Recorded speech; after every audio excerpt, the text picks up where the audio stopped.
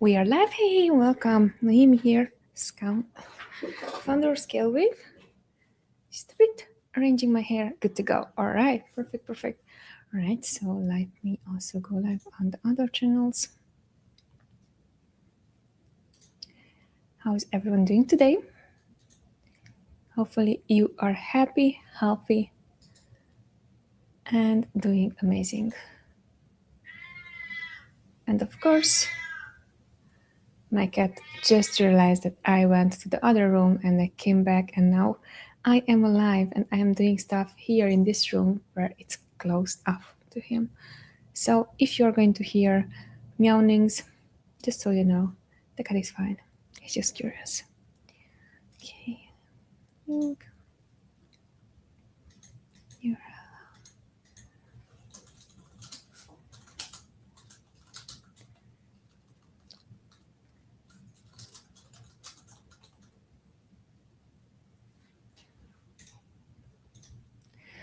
confirming everything is good. Awesome. Great. Okay, confirming that now everything is good. Even more awesome and even more great. Okay, scroll through. Brilliant. So hey and welcome. My name is Noemi. I am the founder of ScaleWave. We are a digital marketing agency specialized in helping brands between 6 and 7 annual figures. Today we have our Amazon Ask Me Anything PPC related section when we take 45 minutes of my time when I'm answering all the questions that are Amazon ads related. Now, if you have business questions, feel free to also drop them in the comment section below.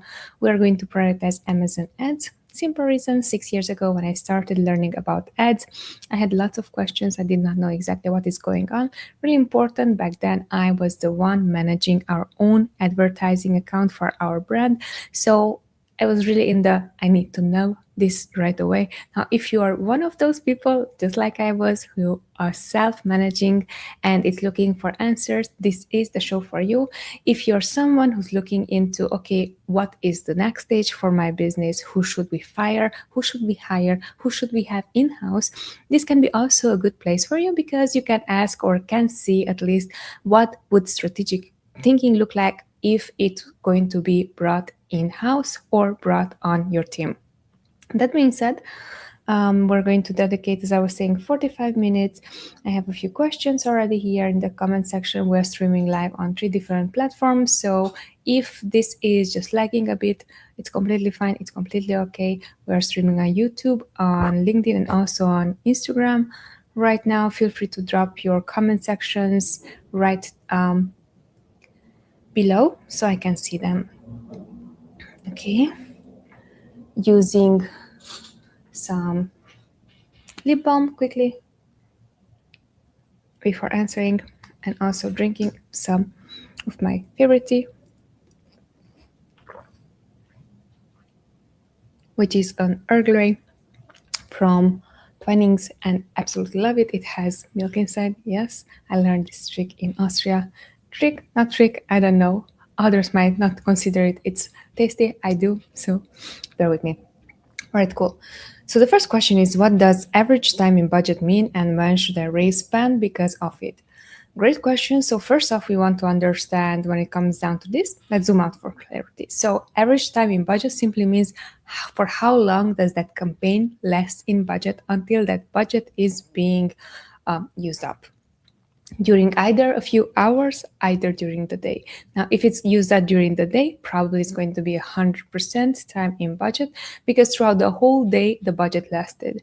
If it's going to be less than the whole day, usually it's going to showcase a percentage of for what time was that specific campaign in budget. Now, really important when it comes down to this, because this can become a strategic question. When it comes down to a low time in budget and it's efficient campaign, meaning that you have orders, your ACOS is underneath your break-even ACOS, that can be a capped winner. So what we want to do with this capped winner, we want to raise budget on them. Hence, you can generate more sales, more orders with the same campaign if it's for a longer time in budget, right? So we're going to increase budget. Usually, we would increase budget by even 20 to 25% and then let it run the next day and then see, okay, did we actually generate it whatever we the hypothesis was. And in this case, the hypothesis is, yes, it's going to generate more profitable sales.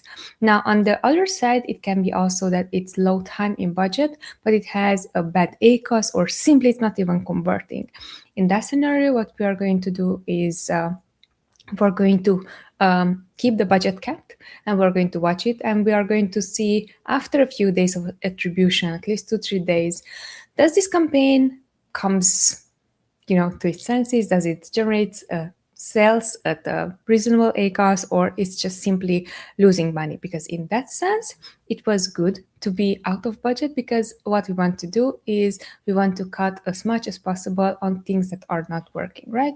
So imagine it this way: the campaign itself and the budget is just the faucet, right? So just we are throwing lot of money into one campaign for which we have the hypothesis that it should work. In case that it did not work the way we wanted, it's good that we're out of budget. Really important when it comes down to this is, I think, never raise budget on campaigns that you see that, hey, this is just like not working for me. A reason for that is because you might be thinking that, hey, this campaign just needs an additional budget to prove itself. It does not.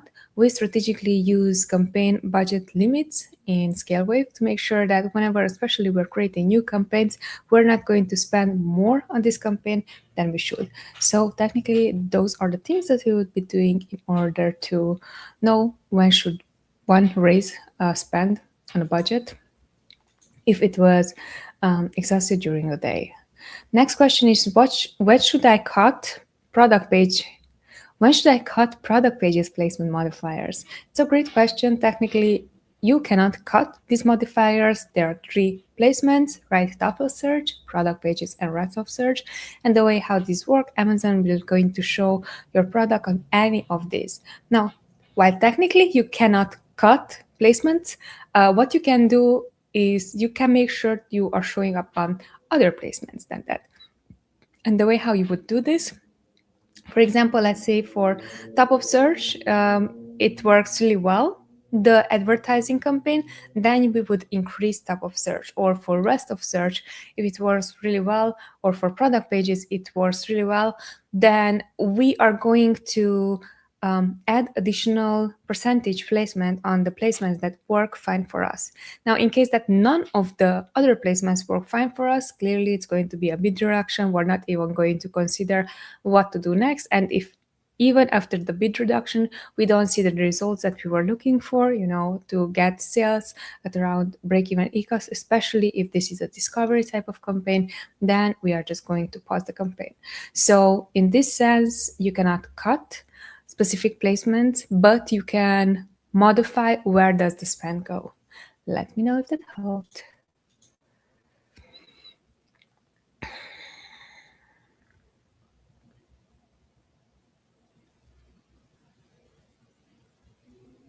Okay, so an adjacent question is rest of search worth bidding up?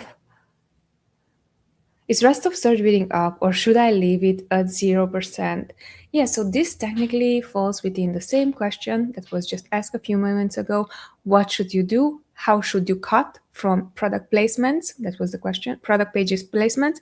In this scenario, if you see that your rest of search is performing really well, you would increase your percentage for that specific placement.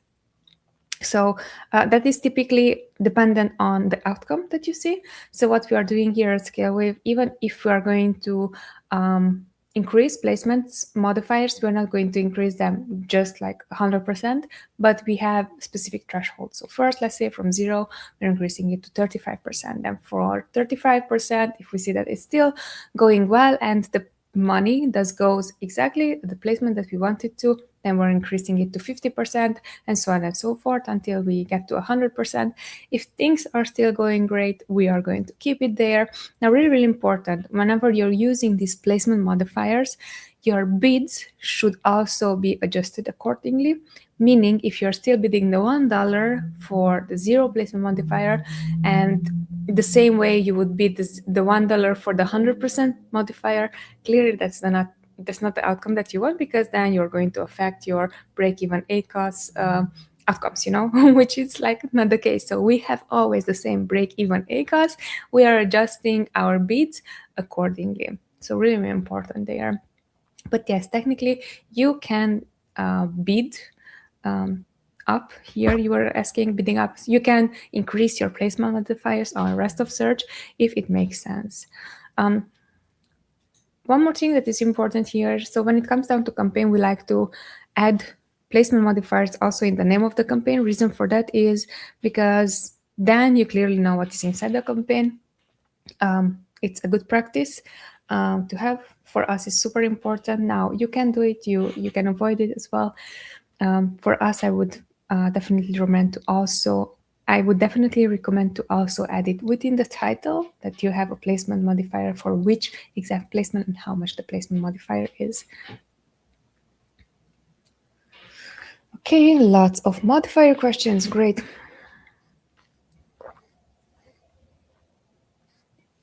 Someone is going to increase their placement modifier game. Love it. Okay, next question is what are audience, AMC bid modifiers, and when do I increase or cut them? So when it comes down to audience modifiers, these work exactly the same way how it would be the placement modifiers for where to show it. Now here, no, not showing it to where to show it, but to whom to show it. So you have specific audiences that already interacted in a way or other with your product. For example, already there are audiences who already clicked within the product, it never converted, or maybe there were audiences who clicked and converted, so you want to show again, kind of retargeting the same people. Those are going to be audiences. AMC has a really good glossary, and it's going to show you exactly the way of the type of campaigns that you can set up. So I would highly recommend checking them out. Now, really, really important here, a caveat, because this is something that happened recently to one of the accounts that we are managing. What happened is that previous agency did use placement modifiers when it comes down to audiences. We did not know that, and it did not show in the campaign at all. So what happened? We caught this very, very it took some time for us to catch that this was happening on the account. Simple reason, we were optimizing and it was not optimizing for efficiency. So really, really important. If you previously were playing around with audience placement modifiers and you forgot about them, in your own campaigns, or if you're managing ads for someone else, do make sure that you're going to check first off that audience modifiers placement, because what can happen is that if there the placement is increased, it's still going to generate a lot of spend on things that you might not want to anymore, or even in case that if you want to bring down an account for efficiency and you're optimizing for that, it's going to be very hard for you to catch it. So definitely you should be checking out audience modifiers, and you can see some of the best practices when it comes down to the specifically dedicated page when it comes down to AMC. And you should be using them, but cautiously. I recommended a good practice to the previous question, which was like, when should I use product placement modifiers and rest of search modifiers? You should use them when it works for you. For audience, it's going to be, you don't know if it's going to work or not. So here, what you're going to test, again, we are going to test a 30 to 50 to 100% increases based on what is going to be the outcome. So here is going to be just a bit backwards, because for audiences, you don't have actual proof that already works for you, right? So you're going to just increase the placement, rather than for the other three, the product pages, top of search, and rest of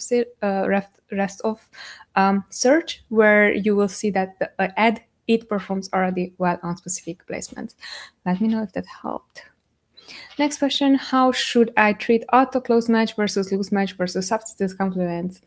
Love this question. So really good question. And first off, I love the fact that it's asked already, how should you treat them differently? Because truth to that is that Amazon ads, when we're talking about Amazon ads, auto campaigns, everyone is going to assume that all 4 match times should be available and running the account.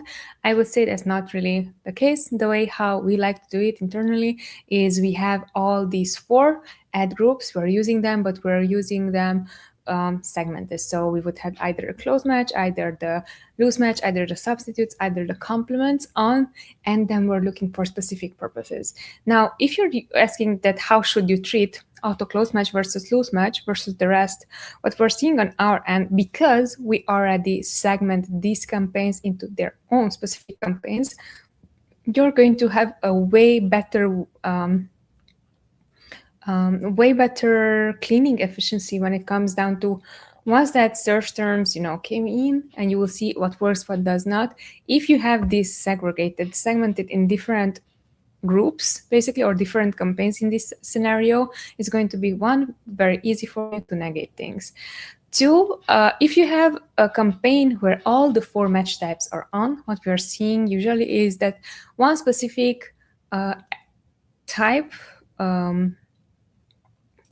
are going to take away most of the budget. And usually loose match is going to be the one that is going to generate a lot of clicks and lots of impressions and not so much conversion. Now, this is highly dependent also on the niche, and it's highly dependent on the product as well. Sometimes you might say that, yes, I can control this auto campaign, and sometimes like, okay, it's just happening. But when it comes down to loose match, what we're seeing on our end, those are going to have way more impressions and way more clicks.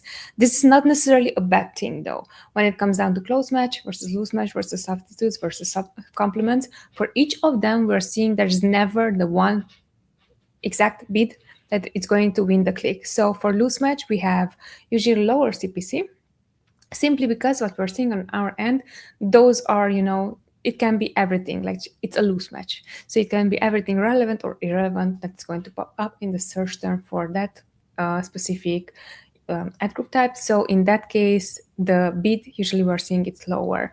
When it comes down to complements, this is also good, especially when you want to see, okay, what else or where else would Amazon fit my product and classify it and categorize it, or with what are the other products that is seeing it with.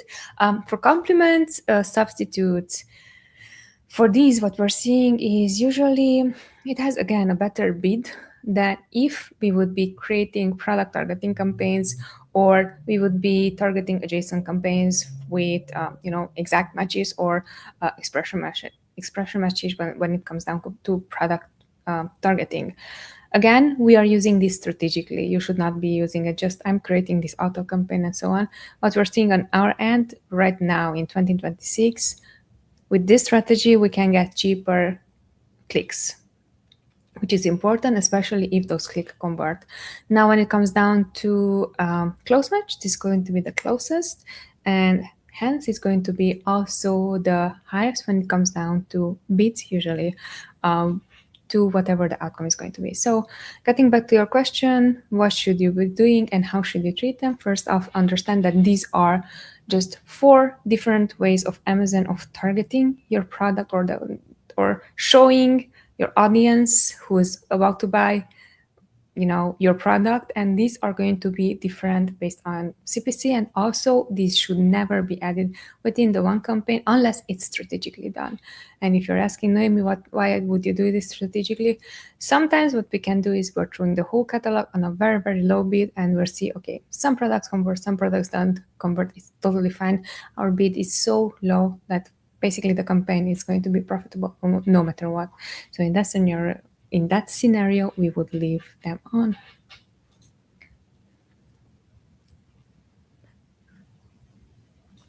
Should I run one exact keyword per campaign or group keywords? Great question. So when it comes down to this, you can do both. You can have the one keyword per campaign. You can also have the multiple keywords per campaign. The way how we're doing now this actually, this is how we did it for the past few years already. The way how we're doing this in ScaleWave is we're going to have the exact match of one particular keyword for which either we want to rank, either we want to dominate placement modifier for that specific keyword, either we want to make sure that we're going to protect our own brand name. So in that scenarios, we would be running exact one keyword, per campaign, because that way we see that we can mostly spend the best way our budgets for protecting that specific, keyword.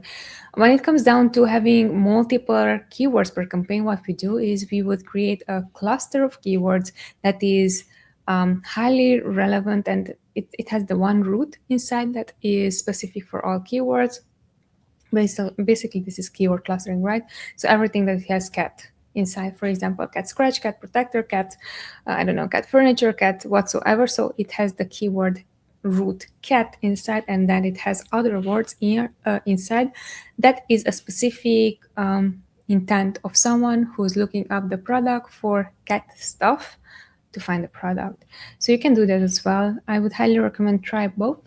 When it comes down to one keyword per campaign, it can be difficult if you're not using a specific automation or in-house built software of making sure that you're going to, I'm just thinking of scalability.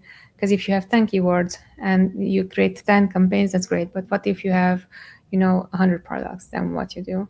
So I would be focusing on the best selling, and then on the best selling item, we would be applying these strategies. And if it's working there, then we were going to go to the second best selling, and so on and so forth. So let me know if that helped.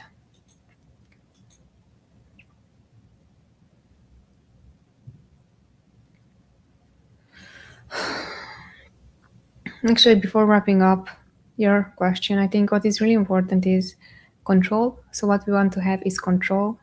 The moment that we have the one keyword, it's easy to pause, easy to clean beats, it's easy to, be as surgical as possible. When you have multiple keywords, it's going to be difficult to control wherever the spend goes, because Amazon is just going to allow all the keywords that are within campaign to perform, and even if they have different bids, they are still going to perform in a specific way that you cannot control as well as you would with the one keyword campaigns. All right, that is the addition that I wanted to add here. Let's drink some more tea.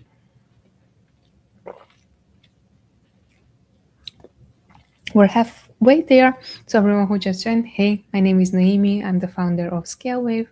We specialized in helping brands between 6 and 7 figures just get good results on Amazon. I would say get great results on Amazon by winning on efficiency and also on scaling while being efficient.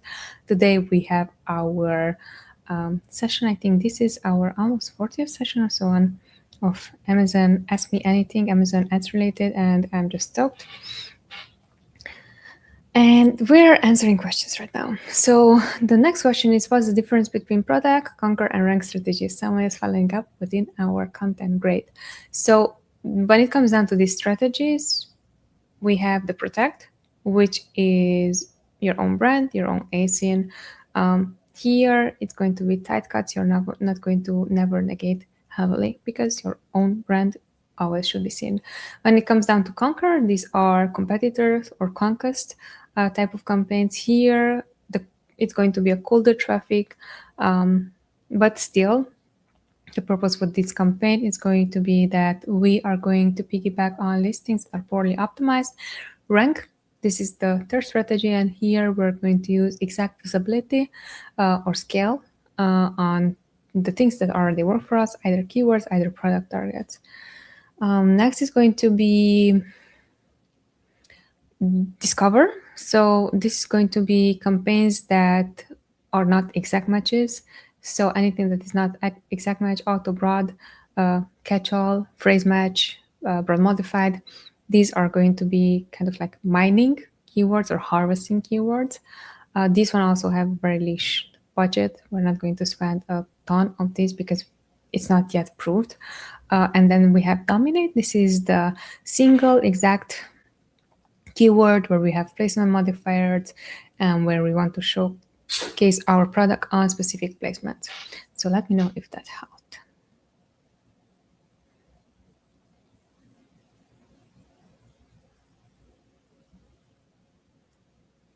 Okay, great question. So what do you see the biggest mistakes that Amazon brands make in Q4 when it comes to Amazon PPC?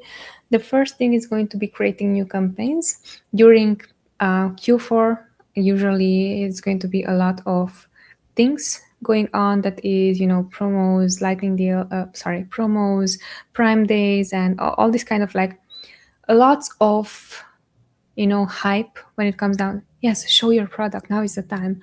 What we're seeing on our end, most of the brands, what they're doing is that they're not necessarily preparing for this particular season, and exactly when it is, the CPCs are the highest, they're creating new campaigns. So this is one of them. So what I would advise here is making sure that during this season you can create new campaigns, but just be aware of the fact that there are certain times when you should not be creating new campaigns, especially when there's this like hype Prime Day and Cyber Monday, and like there's so many seasons when Amazon is like, yes, celebrate by spending more. So I see that is one of the biggest mistakes. The second one is assuming that just because it is a big sales day, that also means that you're bringing home more money. And here I'm just seeing this pushed a lot on social media, especially on LinkedIn, where I'm more active, and I see many brands who are, bragging on their results. I'm like, kudos, good to you. I don't know if this product, that made lots of sales, were they profitable or not, right? Because that's, at the end of the day, that's the most important for us. We want to make sure that we have enough money that we can spend also the next month on advertising money, right? So that is the second thing that I'm seeing, that just because revenue is high, profitability, it's not necessarily meaning that profitability also is going to be high. The third thing that I'm seeing, it's a big mistake. As big mistake is treating Q4 as it must be a Q4 for any category. There are certain brands and there are certain categories where Q4 is, for example, the first quarter. Supplements, anything that's supplement related, health, everything that is related to that. The first quarter is their Q4 technically, because that is when people want to get better, want to get in shape, want to be better human beings. And then during that time, that is when their Q4 technically is. It's not in the actual Q4. So those three are the things that I'm seeing mostly brands are missing when it comes down to how should be preparing for Q4. Really important when it comes down to Q4, that is again advertising related. If you don't have enough inventory prepared in advance, you cannot advertise, because you're advertising and you're running yourself out of stock. So I think that is the fourth thing that I'm seeing when it comes down to Amazon ads brands can make. So in that sense, I would just make sure that we have enough inventory during this season, and especially if this is your peak season. If Q1 is your peak season, then great. But in this case, you were asking what mistakes do I see in Q4 brands make. This is one of those that they did not anticipate the amount of sales that they made and then running out of stock. So those are the things that I would be aware of when it comes down to Amazon ads. All right, next question is, what is the difference between, okay, we answered that already. Next question is, when should I pause a keyword instead of negating it? Is this a question? Let me see. My mouse just like scroll through the whole thing and now I cannot see. Yep. The question is, when should I pause a keyword instead of adding it as a negative? So it's a simple answer to this one. Most people are just like, they're not doing it this way. It's really important to know, first off, in the campaign, is it an exact match keyword?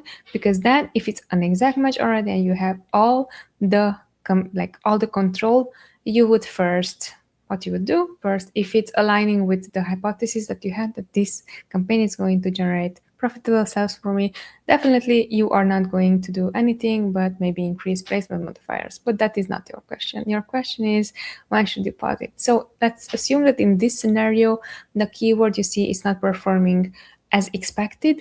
Then what we're doing, we're always going to cut down on bid, because that way we still have control. Remember, this is an exact match keyword, so technically we should get at least an exact match, or if not, similar searches to it. And I'm saying similar because it can be either synonyms are coming up, either if you're running an exact match in a sponsor brand. Yeah, there are just like going to be lots of keywords that are not the exact match, but that is a topic for another day, assuming you have a sponsored product, exact match keyword, and then for that keyword, we're going to cut down on bids. Now, if you have a keyword that is not in an exact match campaign, in that case, what we are going to do is we're going to see it's not an exact match, it's a search term that's generating either positive, either negative results. It cannot generate neutral results. It's generating positive by, hey, I am spending on this keyword. This is the search term. It's generating me, let's say, at 100% ACOS sale. That is still a keyword that is generating you sales, right? Now, the problem with that is that you have no control on that specific keyword. So in that case, if it's not highly relevant to whatever you're selling, you would be negating that exact match keyword, right? That exact match search term. If you see that that exact match search term is generating you a lot of sales, you can then transition that exact search term into an exact match campaign, for example, right? So in that case, you don't have to pause it again, don't negate it because it's still performing well. In an exact match campaign, it's going to perform differently. Probably it's going to have also higher CPC costs. So that is the way how we're going to treat it. And then another way, like another outcome that it can be is that this search term, it's generating 0 sales, but it's still adding up in lots of clicks and there's no conversion there. There again, we have to be cognizant of, is this relevant to our product or not? Giving you an example, say you are selling, I don't know, purified water, let's say, that's your product. And for purified water, your product is coming up, but no one is choosing your product. Are you going to negate purified water? Probably not. What you're going to do, you're just going to make sure that you're lowering your bids as much as possible in that case. Because here, for example, we are selling this product, we cannot negate, and especially we cannot negate that in phrase, water, for example, because then there's no search term that's going to come through. Let me know if that explained the logic.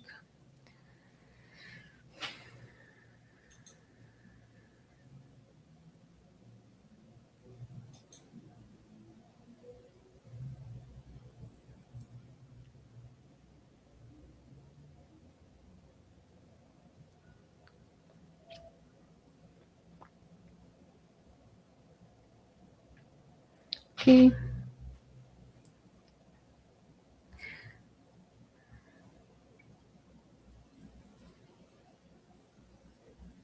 Next question. We drink some more. We're almost there. 10 more minutes to go.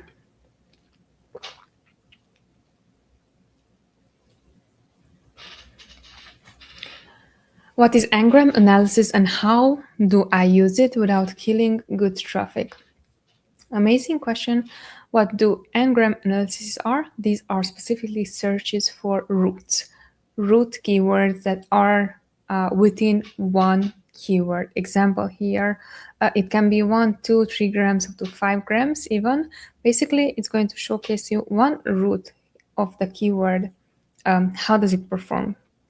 It can be that the simple root for all the search terms, this one root never generates sales. So what you can do in that sense, you can use that particular root and you would have it as a phrase, negative phrase match, because then you will know clearly, hey, this root never performed for me. I can just make sure that in all the campaigns that I'm creating in the future, I'm not going to showcase my product for it. Now your question is, pause and I will answer that. Now your question is, without killing good traffic, how should you treat this?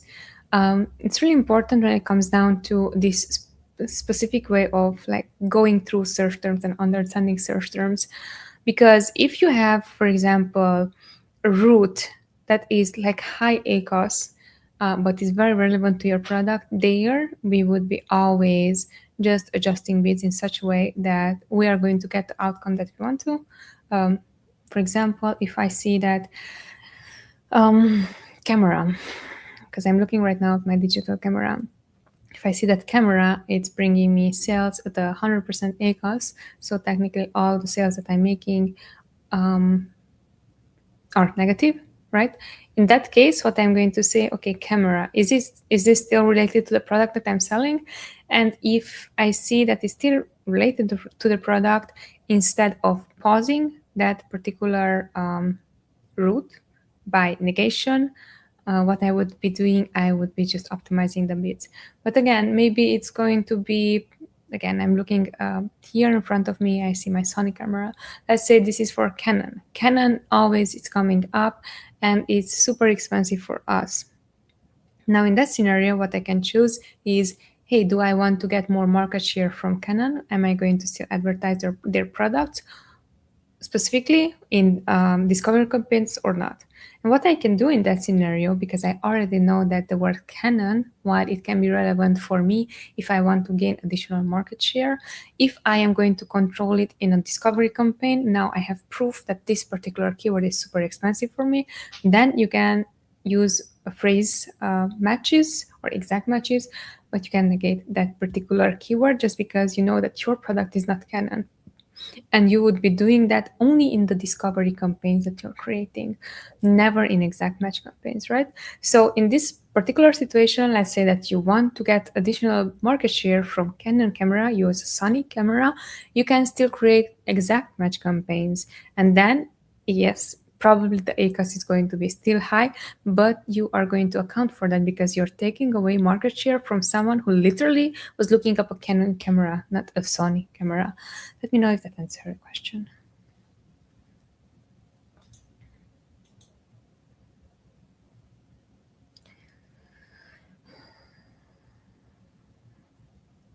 Should I use a shared account negative list or only campaign negatives? Great question.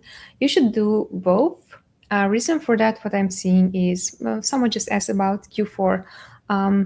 So there are specific words that people are typing, deals being one of them, today's deals being one of them, or prime deals being one of them.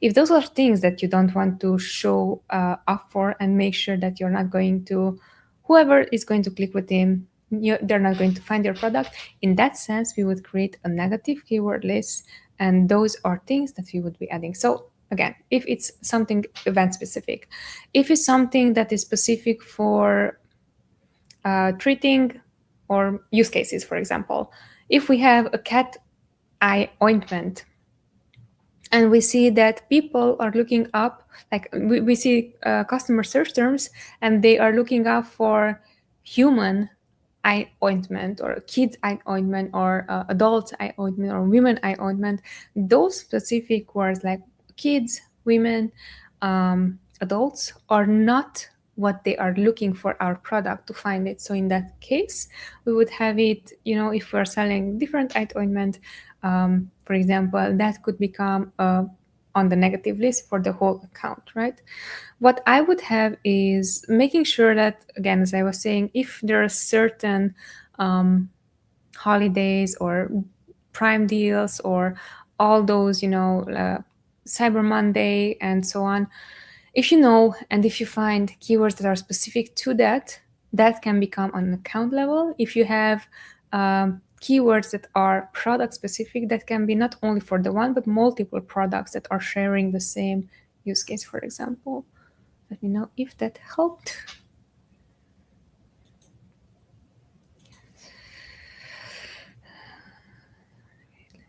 What should go on a never negate list? Love this. Okay, so never negate, that's great thing. And it's great that you're asking about it. The way how we're using a never negate list, basically this is the opposite of keywords that should always be negated or products that should always be negated, where we don't want to show up. When it comes down to never negate, these are things that we always want to come up for. So here, for example, if you have a specific keyword and you see that easiest, it's going to be your official brand name, and it's confirmed variants such as, let's say, Mac or Apple Mac Mini or something like that. Right now I have an Apple Mac Mini right in front of me looking at things that are inside, right? So let's say that is your product. You never want to negate Apple Mac or mini, because those are your products. So you are going to add them into a never negate list. Really important when it comes down to Amazon Seller Center, you technically don't have a always negate and never negate. What you would be doing is having these lists available for yourself and then always check against whenever you're creating new campaigns, right? The always negate is easier to understand because that is something that you would be adding right away within the campaign to make sure that the campaign is optimized for efficiency before even turning it on. When it comes down to never negate, these are things that when you see even the ACOS is high for it, you are not going to negate them. Maybe you're going to optimize, maybe you're going to try out different strategies so you can increase conversion rate, so your ACOS is going to be lower, but are things that you should not be negating. Never, it's your official brand name. Converting brand product routes, again, this goes hand in hand with branded things. Those are things that you should be not negating. Your own advertised products, again, these are things that you should not be negating. You can always block negative. What did I want to say? You can always block these terms if you see that they are not performing as you expected. But then the thing is then how you're going to make sales, right? So it's really important. The way we are going about it, we are optimizing towards efficiency rather than negating them. Yeah, these are the things that I would be doing in order to have them in my never negate list. Let me know if that helped. Okay.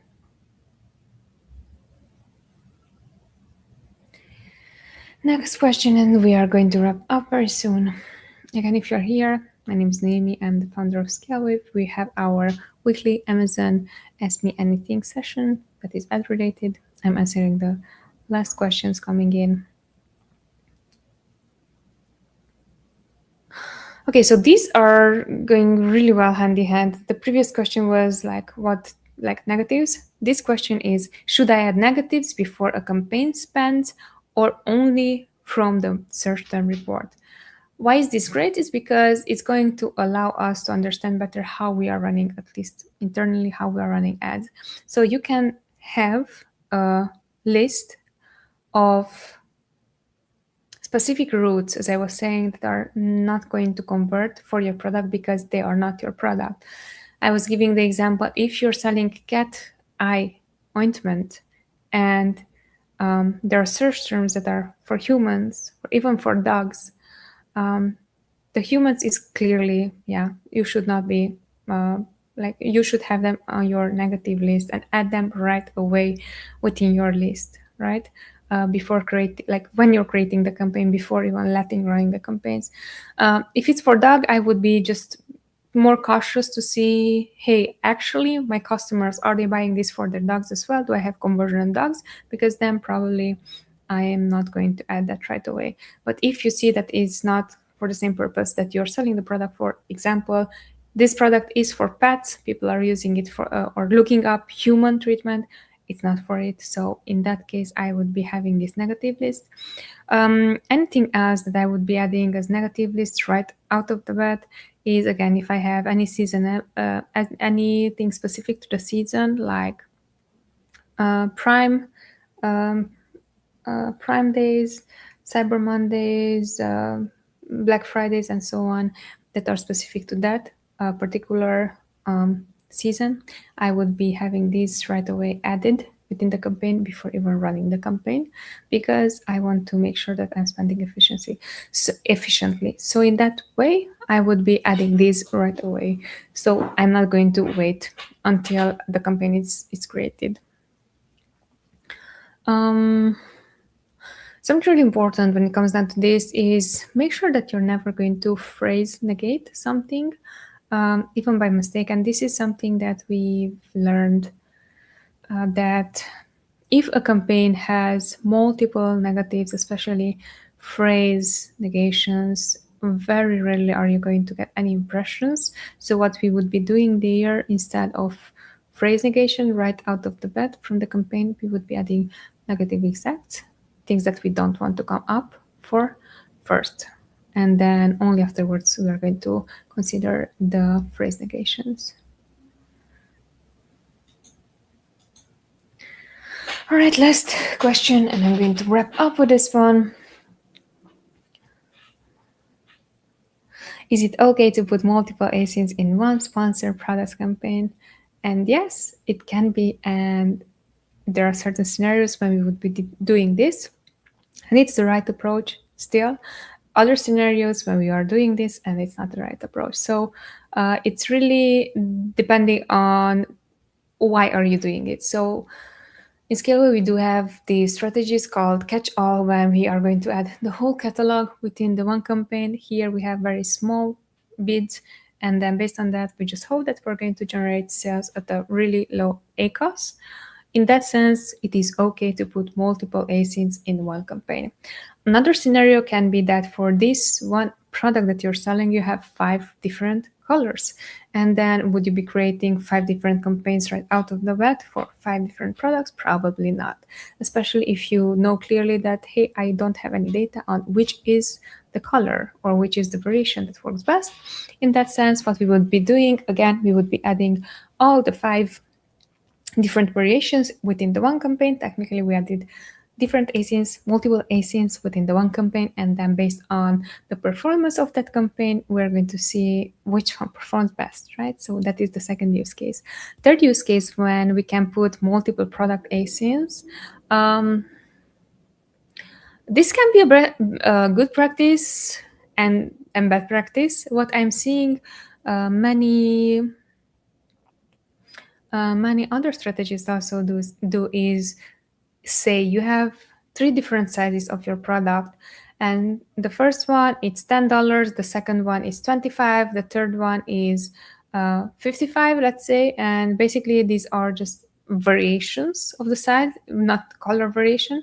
Again, we would be adding all them, but really important what you are seeing on our end, if you made a sale and it was you sold the highest amount, like you sold the product that had the highest I'm losing my words, stay with me, I'm going to explain.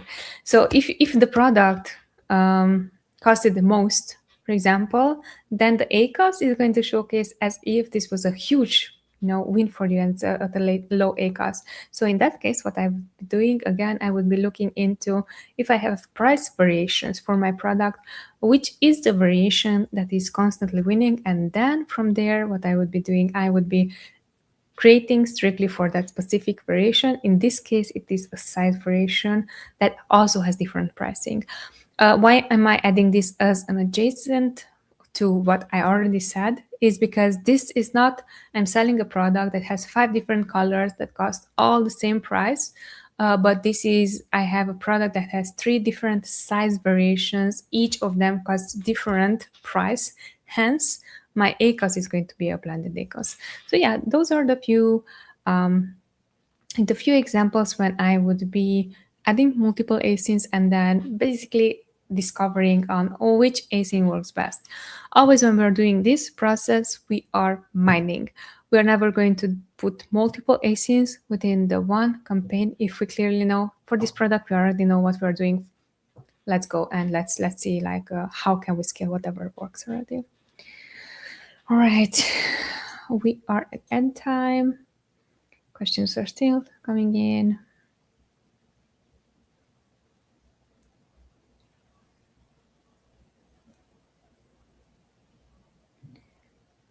Yeah, so just quick feedback here. I cannot see IG messages. I can see only comments that are coming in. So if you're writing me messages, I'm not going to be able to see that. I see someone just said that. Look at messages too. We cannot do that when we are streaming live. The messages won't come up. Okay, marketing portfolios, sponsor brand campaigns, stuff like that.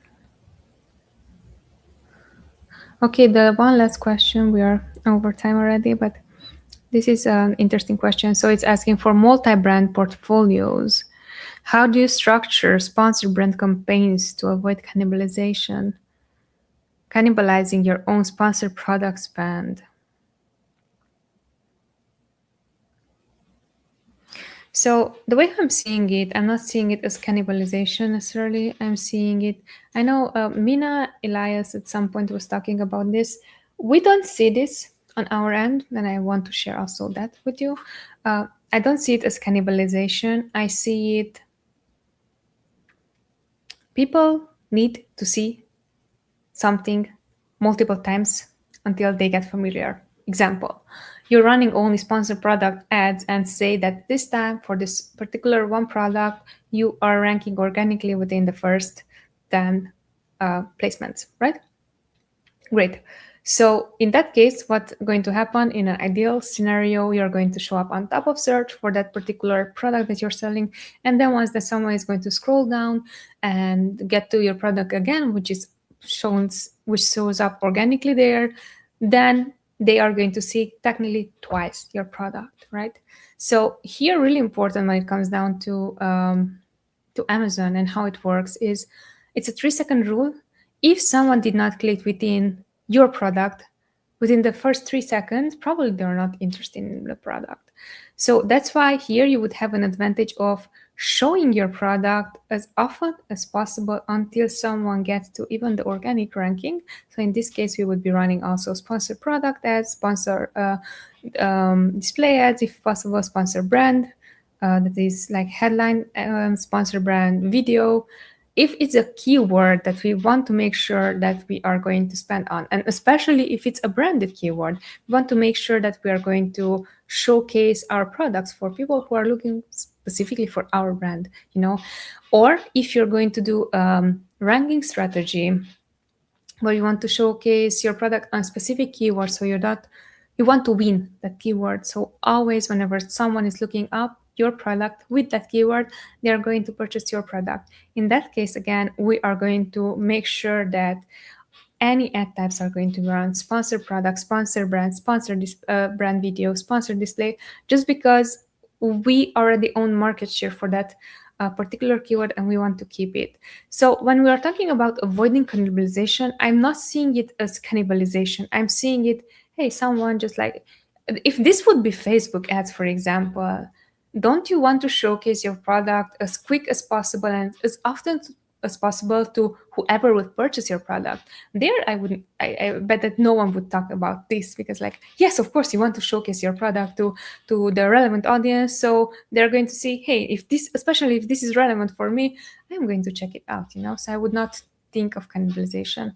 Again, I think that it's important that you have multiple feedback from multiple people who are seeing this and talking about this. On my end, I don't see any cannibalization when it comes down to these ad types, and especially when it comes down to branded. When it's so hard to keep brand loyalty, I would just go full force and make sure that whoever is looking for my product is going to find my product. Let me know if that helped. But that's the process that I would be doing. I would just make sure that people are going to find my product. So I'm not as much as cannibalizing the other at times. I'm rather that, did it convert it? Great. Yeah, it might be that it skewed the ACOS, because it might be that it's a lower ACOS, just because the CPCs are lower usually on other ad types, but it converted.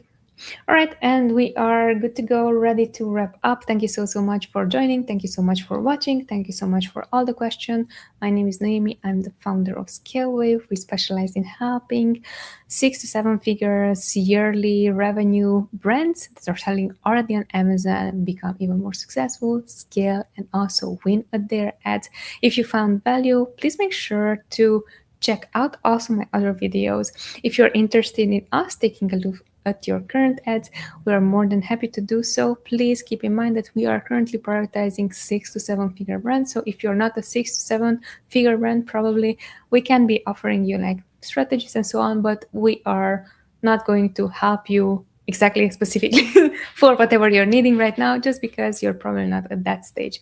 That being in mind, I certainly hope that I'm going to see you next week when we're going to be back with yet another Amazon PPC session. Thanks for watching. Thanks for being here. If you still have questions, leave them in the comment section and we're going to answer them in the next session. Till then, be good and stay healthy. Take care. Bye.